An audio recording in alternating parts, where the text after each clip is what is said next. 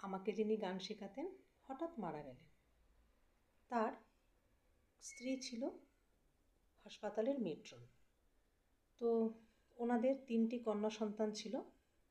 কন্যা সন্তানের 3টি না মার সাথে ভালো ব্যবহার করতো না, অনেকটা মানসিক টর্চারও করতো।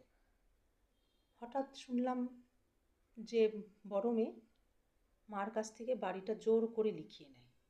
মেজো মেয়ে মাকে ব্যাংকে নিয়ে গিয়ে স্যার এবং কাকিমার যা টাকা নিজের নামে করে নেয়।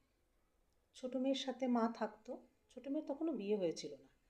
এবার ছোটো মেয়ের যখন বিয়ে হয়ে গেল, মাকে তার সাথে নিয়ে গেল। এবার কেন নিয়ে গেল? মার তো মোটা রকমের পেনশন। বোনদের সাথে এরকমই কথা হয়ে গেছিল যে বাড়িটা নিবি তুই, বাবা মার টাকা নিবি তুই, আর মার পেনশনটা নেব হচ্ছে আমি। তো মাকে শ্বশুরবাড়ি নিয়ে গেল ছোটো বোন। ছোটো বোন কিন্তু সেখানেও যে মাকে খুব শান্তি দিল, একটু সুখ দিল, একটু আনন্দ দিল, সেগুলো কিন্তু দেয়নি ছোটো বোনটা। একদিন সেই কাকিমার এক ছোটো বোন ছিল, আমরা দেখেছি তাকে আসতে। সেই ছোটো বোনের ছেলে এবং ছেলের বউ এসে বলল যে তোর তো মাসিকে দরকার নেই, তোর তো পেনশনকেই দরকার, পেনশন রাখ, মাসিকে আমাকে দিয়ে দে।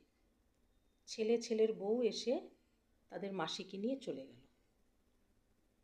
তাই বলি সন্তান সুখ অন্য জিনিস। কপালে যদি থাকে 1 সন্তানই সুখ দেবে, আর কপালে যদি সুখ না থাকে 100 সন্তানও সুখ দেবে না গো। তাই মেয়ে ভালো ছেলে খারাপ, ছেলে ভালো মেয়ে খারাপ, এগুলো কিচ্ছু না।